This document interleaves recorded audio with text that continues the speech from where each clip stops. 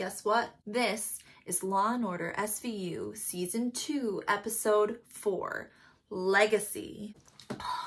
All right.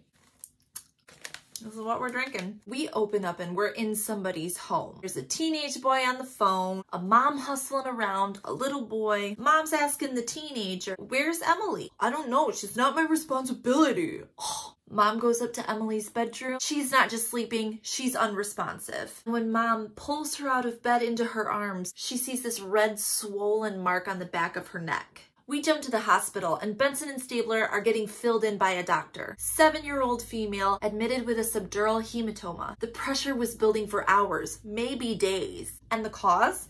That was blunt force trauma. But that's not all. We found a fractured femur, maybe 6 weeks healed, fractures in her ribs, bruises to her arms and her pelvic region, and vaginal trauma. They did a rape kit just in case. Currently she's stable, but the chances don't look really good. Talking to Mom, she said, yeah, she's always crying when I pick her up from her dad's. Her little butthole son is like, "Can we go now? I have a test in trig." And just then, Denny Correa, aka Dad, walks into the hospital. He's yelling, "How could you let this happen?" She's yelling back at him. Okay, we gotta separate these two. Benson's talking to Mom, Stabler's talking to Dad. Mom says, yeah, he's always had a I almost said he's always had a drinking problem. Always had an anger problem, but it got a lot worse after she married Randall. But the dad, he claims that Randall, his ex's husband, is molesting Emily, his daughter. I saw the bruises, and when I asked her, she just started crying. So it's a he said, she said with a twist. Back at the precinct, Stabler's filling Cragen in. Doctor says the abuse was long-term, but the head injury, that happened within 10 to 24 hours of when they got to the hospital. That rape kit turned up 1 hair and 1 nylon bristle that was embedded in her backside. Okay, let's pause for a little family tree so we can get this straight. Jamie the mom, and she had a baby with Denny over here. Their daughter was Emily. She's the one with the head injury. Now Jamie is with Randall. The punk ass little bitch Justin is Randall's son. Then together, Jamie and Randall had a child. His name is Michael. He's like 4. He's nonverbal, has some disability. Okay, we got that all straight? Should I draw a diagram? So let's add something to that. Jamie's mom is a super rich bitch named Lois Huntington. She was married to a diplomat. She is all types of problematic. And when they're interviewing her, she lets them in on all sorts of family history. Jamie met Denny when she was in rehab. Denny was just working there. He's a Cuban immigrant. It comes out that just recently, Jamie is suing Denny for full custody. Now keep in mind, Denny still thinks that Randall is molesting his daughter. So when he finds out that they're shooting for full custody, it doesn't go over well with him. In fact, he hunts Randall down and bashes his face in. Can you tell I've never punched a person in my life? But it gets better. Randall tried to make a deal with Denny. You can give up full custody and I will not press charges. And you have until Friday to figure out what you're gonna do. Okay, so we're trying to get to the bottom of like, who is telling the truth, right? Munch and Finn track down where Denny works. He just so happens to work at the same school that his daughter goes to. And guess what? They love him. There's no way he could have hurt his daughter. Okay, are there any other people in her life? There's a guy named Henry Obedin who has taken a special interest in Emily. Also, she has a best friend, cute little 8-year-old named Jennifer. So before they leave to school, Munch sits down with little baby Jennifer, and he's really sweet with her. Turns out Munch is just a dick to adults. He asks her about this Henry guy. Yeah, he's cool, nothing fishy there, just a grown man taking an interest in a young girl. What did Emily say about her dad? Well, he was mad because her mom was gonna take her away. And then Jennifer lets Munch in on a little secret. They were gonna go on a secret trip to Cuba. That's an island. Back at the precinct, they check the plane tickets. Yep, sure enough, 2 reserved for Denny and Emily in their names for Cuba on Friday, which was the day he was supposed to get back to Randall about what the fuck he was gonna do. Okay, bring Denny Correa back in here. And we got Munch and Stabler playing bad cop, trying to shake him down in an interrogation room. But wait a second. Before he can confess, Cragen calls him out. Guess what? The DNA doesn't match. He's not our guy. Seriously? Okay, this is getting fucked up. we gotta bring in Skoda because we need a little help with the profiling. Skoda says, yeah, this abuser has a fine-tuned social radar. Clearly a lot of displaced rage that's probably stemming from some deep insecurities. However, they probably really excel at some things. So that puts Randall McKenna back up at the top of the list. Also, that potentially super creepy Henry Abaddon. So Benson and Stabler head into Randall's workplace. This dude still has 2 black eyes from when Denny kicked his ass. Of course, he's late for a meeting and doesn't want to cooperate. Where were you Sunday night? I was here, and then I went home. Stabler just cuts to the chase. Well, Denny says you've been molesting Emily, and you blackmailed him to get him to give up custody. So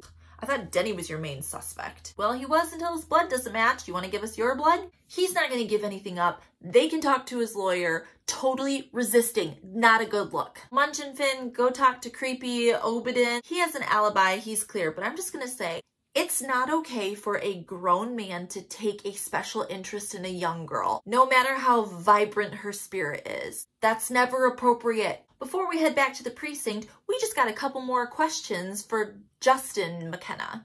Oh, more questions? Ugh. He's got a real Napoleon Dynamite energy going on. He does give up that Jamie and his dad were fighting. Again, they're always fighting, and it's always about Emily. We're back at the precinct, and here's what we got. 3 suspects. 1, Denny Correa, is eliminated. 2, Henry Obadin is cooperating. Suspect number 3, Randall McKenna, stepdad. He is not cooperating. He's hiding behind his lawyer. Randall McKenna doesn't want to give up a blood sample. So we jump to 88 Cabot in the judge's chamber, going toe-to-toe with Randall McKenna's lawyer. It's so easy for her. She could be doing this in her sleep. Your Honor, he had access, he had motive, and his alibi literally puts him at the scene of the crime. Yeah, that's an easy one. Judge orders the blood work. Ha! We got him. And this motherfucker couldn't even be bothered to show up to his hearing. Stabler gets a phone call. Randall McKenna is in the hospital because somebody beat the hell out of him. This one's a pretty easy one. They go and they pick Denny up. They find a bloody shirt in his apartment and his knuckles are trashed. But Benson and Stabler want to hear his side of the story. What happened? Well, it was Friday, the day of the ultimatum, and he could not sign over rights to somebody that he believed was molesting his daughter. But if Randall pressed charges, he would get deported and not be able to help his daughter anyway. So he went to go and ask Randall to talk about it. Randall didn't want to talk. No, he laughed at him and he said, "You're as good as gone." So Denny snapped and beat the shit out of him. Cragen's all frustrated. He should have let the system work for him. Because the system works great all the time. We all know that. And just then, we got a phone call. The nylon bristle, that was from a hairbrush. But the DNA excludes Randall. But not somebody from his bloodline. Oh shit. The team heads over to the McKenna household. They start looking for this hairbrush. Munch is in Emily's room, finds a Dr. Seuss book and a weird hospital bracelet. He looks over and there's little Michael in the doorway. He's looking at Munch. So sad. And what's happening in the bedroom next door? Oh, Stabler finds a hairbrush. What the hell are you doing? That's mine. Yeah. It's a teenage son. We all knew that. That's an easy one. So let's bring Justin in. He's not giving much up. He only refers to Jamie as the bitch. And he also really hates Emily because she's always crying all the time. So now Benson has to break it to the mom. I knew he didn't like her, but I didn't think that he would be capable of something like this. Did Justin have access to Emily on Sunday night? I took Michael to go get medication. I was gone for maybe an hour. That settles it. Case closed, right? Munch isn't so sure. Hear me out. If there was prolonged abuse, why are there no hospital records? And also, what the fuck is this hospital bracelet that I found in her bedroom that says Erica Smith on it? Okay, that's fair. Let's check that shit out. They find out that a girl with the same x-rays and blood work as Emily, so it's Emily, has gone to 5 different hospitals and clinics in the area, using aliases, paying with cash. They're even giving fake addresses so nobody can follow up when they call CPS. But this doesn't make sense. Is the mom covering for her husband or her stepson?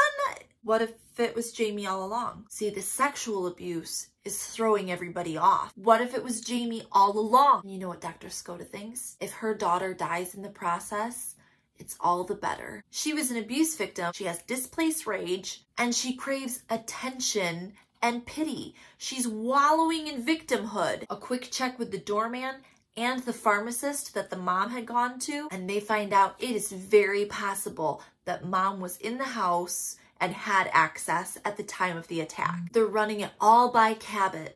If you can't place her for sure in the building, you don't have a case. Munch's little brain is turning. I think Skoda is correct because he's a freaking genius. She needs her fix. Let's feed the junkie. And they call Jamie back in. She thinks that she's just being asked to help some more. Munch is playing nice, but behind the mirror, the whole team is listening. Munch is talking about how hard it's been for her. And then he surprises her by handing her her own file from when she was a kid, getting sexually abused by her dad, and how everybody was too afraid to do anything because he was a high-powered diplomat. He asks, "How did your mom take it?" She was jealous because daddy wouldn't touch her, so she sent me away to boarding school. And Munch leans in and says, "It must be just as hard now, facing rejection from your own daughter." What? Emily woke up a couple hours ago and she told us everything. He's bluffing. We were coming home from her dad's and she was just crying and saying that they were going to leave together. She took her out of the car and shoved her, but not that hard. Later that night when she got home from the pharmacy, she was crying again. She was just always crying. So she picked her up and threw her against the wall. And then she stopped crying. This sucks super hard to listen to, and Munch just gets up and walks out. Olivia finds him a little bit later up on the roof. He gets very vulnerable and emotional, which I'm not ready for from Munch. And he recounts the story of an abused little girl that used to live across the street from him. He said that look that Michael gave him when they were at their apartment, he's seen that before. And he says, "See if I can make myself cry." I almost let her down again. It's pretty good. And we end with Munch stealing into little Emily's hospital room, reading to her from her Dr. Seuss book. Do I like Munch now? And that was Law & Order SVU Season 2, Episode 4. Jum jum!